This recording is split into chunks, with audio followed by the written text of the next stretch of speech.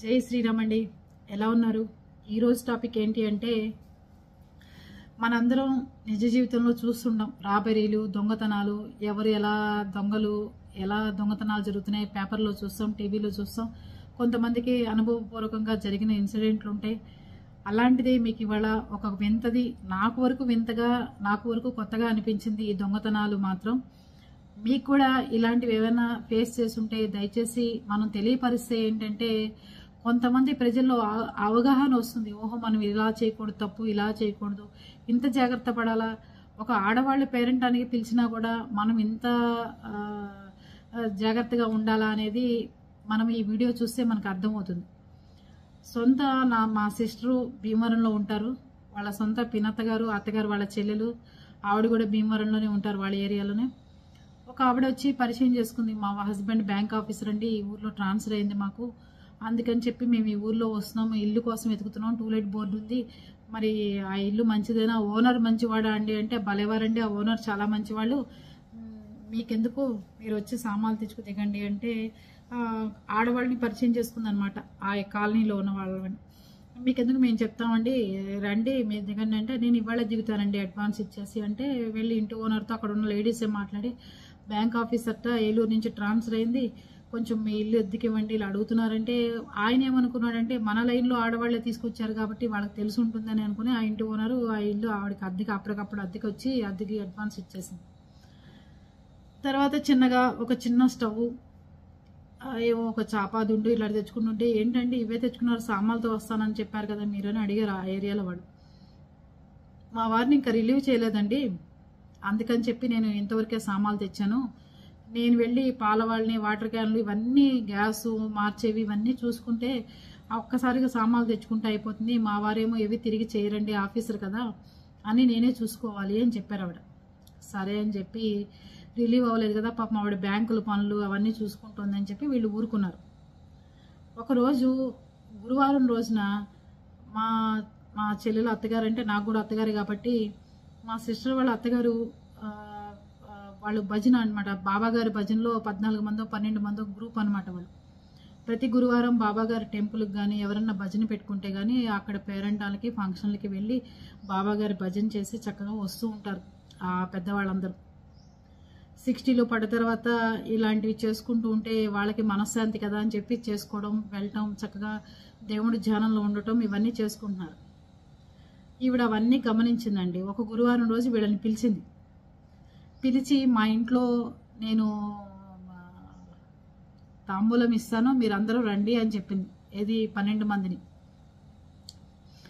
రమ్మంటే, సరేనండి తప్పకుండా వస్తామని చెప్పి వీళ్ళు 11:30కి ఆవిడ ఇంటికి వెళ్ళటం జరిగింది. ఎవరైతే బ్యాంక్ ఆఫీసర్ భార్య అని చెప్పారో ఆవిడింటికి వెళ్ళటం జరిగేసరికి ఆవిడని వెళ్ళంగానే అందరికీ కూల్ డ్రింక్లు ఇచ్చింది, తాగారు. దాని తర్వాత పూర్ణంపూర్లో ఏదో ప్రసాదం పెడితే చెప్పారట, బాబాగారి భజన అయ్యేంతవరకు మేము ఏది తినమండి, కనుక మాకు ఏది ముట్టుకోము, ఏది వద్దు అని చెప్పారట. లేదని చాలా బలవంతం ఒత్తిడి చేసింట. వాళ్ళు ఎవరు ఒప్పుకోకుండా, బాబాగారి భజన అయిన తర్వాత మీకు మళ్ళీ వస్తాం, మేము ఈ పేటలో వాళ్ళమే కదా, ఇబ్బంది ఏముందండి, మీరు ఇంకా 3-4 ఏళ్ళు ఉంటారు ట్రాన్స్ఫర్ అయ్యి వస్తుంటుంటే, అందుకని మళ్ళీ వస్తామండి, అంతేగాని మమ్మల్ని ఇబ్బంది పెట్టమాకండి అని చెప్పారు ఆవిడ. సరే అని అందరు వెళ్ళిపోయారు. మొన్నాడు ఫ్రైడే అయితే మా సిస్టర్ వాళ్ళ అత్తగారు ఎక్కడో ఫంక్షన్కి వెళ్ళొచ్చి నగలు గిగలు అన్నీ మెళ్ళో అన్నీ ఉండగా ఈవిడ చూసింది. ఎదురుకుండా ఇల్లు అనమాట, ఆపోజిట్ ఇల్లు. ఆవిడ చూసి ఏం చేశారు అంటే, మా ఇంటికి పేరెంటానికి రావాలండి, ఇవాళ నేను లక్ష్మీదేవి పూజ చేసుకున్నాను, మీరు రావాలి అది ఇదంటే, ఇంట్లో హస్బెండ్ అండ్ వైఫ్ ఉంటారు. వాళ్ళ అత్తగారు మా చెల్లెలికి ఫోన్ చేశారు, అనిత నువ్వు రా, ఆవిడ నిన్ను కూడా తీసుకుని రమ్మంది ఫంక్షన్కి, మీ కోడలను కూడా తీసుకురండి అని చెప్పింది ఆవిడ. మరీ ఫంక్షన్కి నువ్వురట్రా, ఆ పండుగడంటే మా చెల్లెలు కొడుకు, వాడిని ఇంట్లో పెట్టేసి మావయ్య గారి దగ్గర మన ఇద్దరం కలిసి వెళ్ళొద్దాను రా అంటే, నా పని అవ్వలేదు అత్తయ్య గారు, మీరు వెళ్ళొచ్చేసేయండి అని చెప్పింది ఇది మా చెల్లెలు. చెప్పంగానే ఆవిడ లేదు ఆవిడ పెద్ద ఆవిడ అంత బలవంతం చేస్తుందంటే, లేదండి నాకు పని అవ్వలేదు, మీరు వెళ్ళరండి అంది. సరే అయితే మావయ్య గారు చెప్పేసి నేను వెళ్ళేసి వస్తానని వెళ్ళారు. వెళ్ళిన ఆవిడ 3:30-4 అవుతుండగా వాళ్ళ మామగారు ఫోన్ చేశాడు, అనిత మా అత్తయ్య గారు రాలేదమ్మా, మీ ఇంటికి వచ్చిందా, అక్కడ ఉందా ఏమన్నా అని. రాకపోవడం ఏంటండి, ఎప్పుడో పేరెంటానికి వెళ్తే ఎక్కడికి వెళ్ళారంటే, ఎప్పుడో పొద్దున్న 11కి వెళ్ళిందమ్మా, ఇప్పుడు 4 అవుతుంది, ఇంతవరకు రాలేదు, నువ్వు కూడా వెళ్ళావా అంటే నన్ను రమ్మన్నారండి, నేను వెళ్ళడం కుదరలేదు, అందుకు నేను వెళ్ళలేదు అని చెప్పారు. లేదమ్మా అంటే ఇంకా వీళ్ళకి ఏదో డౌట్ వచ్చి మా మరిది గారికి మా చెల్లెలకి ఇంకా ఆ లైన్ అంతా ఈవిడ ఎవరింటికి పేరెంటానికి వెళ్ళింది ఏంటి అని ఎంక్వైరీలు చేస్తే మా ఇంటికి రాలేదంటే మా ఇంటికి రాలేదన్నారు. ఇలా కొత్త ఆవిడ ఒక ఆవిడ వచ్చింది వాళ్ళ ఇంటికి పేరెంటానికి వెళ్ళిన సంగతి మా సిస్టర్కి కానీ మా మరిది గారికి కానీ తెలియదు.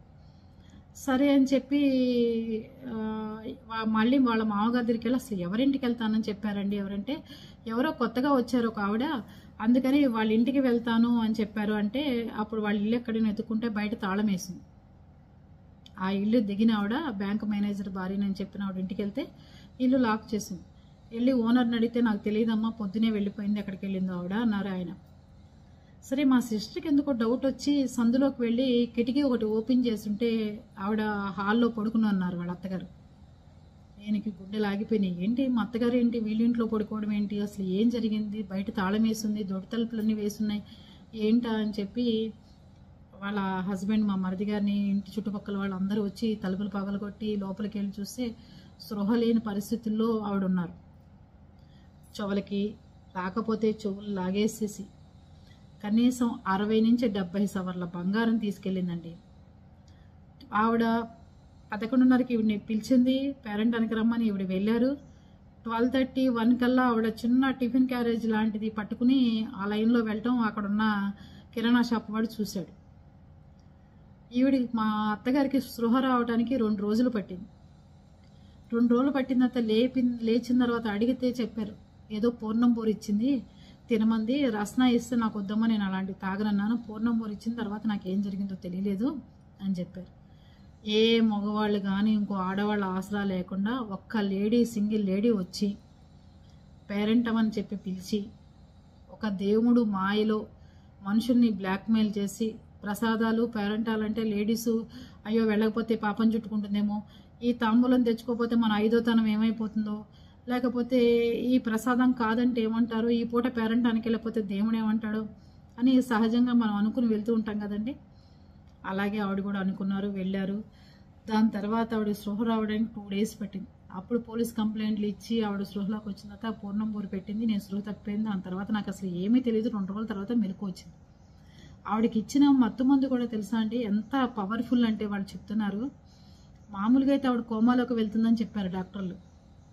ఆవిడకి బతికి బట్టగట్టుతుంది, బయటకు వస్తుంది అని ఎవరు అనుకోలేదు. అలా అంత పవర్ఫుల్ మత్తు మంది ఇచ్చింది. సరే పోలీసులు మంచి అందగత్త, మంచి తెల్లగా, మంచి హైటు వెయిటు మనిషి చెప్పంగానే ఇదే సేమ్ మనిషి మళ్ళీ వైజాగ్లో నెల తర్వాత సేమ్ ఈవిడికి ఏదైతే జరిగిందో పేరెంటానికి రండి తాంబూలం ఇస్తానని ఎలా చెప్పిందో సేమ్ వైజాగ్లో కూడా ఇలాగే చేసింది ఆవిడ నెల క్రితం. అక్కడ పట్టుకున్నారు. అక్కడ ఒకళ్ళ ఇంట్లో చేసి ఒకళ్ళకి తెలిసి ఇంకోళ్ళ ఇంట్లో ఇలా చేయడానికి వెళ్ళినప్పుడు, అలా పేరెంటానికి పిలవడానికి వెళ్ళినప్పుడు ఆవిడని పట్టుకోవడం జరిగింది పోలీసులు. పట్టుకుని రాజమండ్రి తీసుకొచ్చారు ఆవిడని. వీళ్ళకి ఇన్ఫార్మ్ చేస్తారు ఒక దొంగ దొరికింది, ఆవిడ మీరు చెప్పిన ఆనమాలలాగా ఉన్నాయి, మీరు వచ్చి ఒక్కసారి చూసుకుంటే బాగుంటుంది అని చెప్పి పోలీసులు వీళ్ళకి కవరింపించారు. సరే అని మా సిస్టరు, మరిది గారు, మా అత్తగారు అందరు కలిసి అక్కడికి వెళ్ళారు. వెళ్ళిన తర్వాత సేమ్ ఆవిడ వెళ్ళటంతో నా ఆవేశం వచ్చి దాన్ని 2 పీకింది. ఏమే పేరెంటాలు ప్రసాదాలు దేవుడు అంటే అందరూ మాయ చేసేసి మా బంగారం దొబ్బేస్తావా, చెవుకి రాకపోతే చెవుది లాగేసుకుని వెళ్ళిపోతావా అని చెప్పి ఆవిడని బీభత్సంగా 2 దెబ్బలేసింది. తీరా ట్విస్ట్ ఏంటి తెలుసా మీకు ఈ స్టోరీ ఎంతసేపు చెప్పడానికి, నేను అందరు బంగారాలు వెళ్ళిపోతే అందరి ఇంట్లో దొంగతనాలు జరుగుతాయి. దొంగతనాలు జరిగిన వాళ్ళకి కొంతమంది అదృష్టవంతులు ఉంటే పోలీసులు దాన్ని ఏమంటారు రికవరీ లాగా చూపించి మీకు సొంగం బంగారం ఇచ్చిన వాళ్ళు ఉంటారు. కానీ ఇలాంటి దొంగతనం జరిగినప్పుడు ఇలా సమాధానాలు చెప్పిన వాళ్ళు ఎవరైనా ఉంటే నాకు కూడా తెలియపరచండి కామెంట్ రూపంలో. ఎందుకంటే మన సబ్స్క్రైబర్స్ కానీ మన అభిమానులకు కానీ లేకపోతే బయట ఉన్న వాళ్ళకి కానీ తెలియాలి కదా ఇట్లాంటి దొంగతనం ఒకటి జరిగితే ఇట్లా చెప్తారు సమాధానం అని. అప్పుడు ఆవిడ ఏం చెప్పింది అంటే నాకు చాలా మొక్కులు ఉన్నాయి, ఆ మొక్కులు తీర్చుకోలేకపోయాను, అందుకని నీ దగ్గర దొబ్బేసిన బంగారం అంతా తీసుకెళ్లి ఉండిలో వేశాను అని చెప్పిందండి. దీనికి మీరు అందరూ ఏమంటారు? ఇలాంటి ఆన్సర్ ఒకటి వస్తుందని మీరు ఎవరైనా ఊహించారా? మీ బంగారం తీసుకెళ్లి నేను హుండీలో వేశాను, దేవుడి హుండీలో. పోలీసులు అడిగారు అమ్మ ఎక్కడ హుండీలో వేసావే చెప్పమంటే నాకు తెలియదండి, కనపడ్డ ప్రతి గుడిలోనూ తీసుకెళ్లి కొంచెం కొంచెం బంగారం వేసుకుంటూ వెళ్ళిపోయాను, చీకట్లో ఏ గుడి అనేది నేను ఐడెంటిఫై చేయలేనని చెప్పేసిందండి. ఈ రోజు వరకు పోలీసులు ఆ సొమ్ముని రికవరీ చేయకపోగా ఆ కేసును ఆ రోజుతోనే క్లోజ్ చేసి వీళ్ళకి 70 సవర్లు 80 సవర్లు బంగారం ఎత్తుకుపోయి ఫోటోలతో సహా ఆధారాలతో సహా పబ్లిక్లో జనమందరి ముందు ఈవెంట్కి ఇంత మత్తు మంది ఇచ్చి పడుకోబెట్టి అంత రాబరీ చేసిన మనిషిని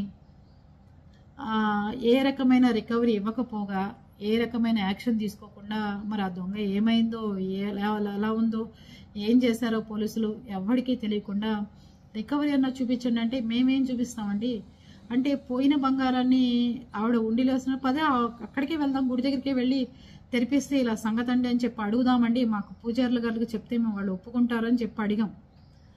ఆవిడేమీ సమాధానం చెప్పలేదు. ఆ కేసుని క్లోజ్ చేశారు. ఇలాంటి దొంగతనం మీరు ఎక్కడన్నా చూసారా? ఇలాంటి కేసు ఎక్కడన్నా విన్నారా?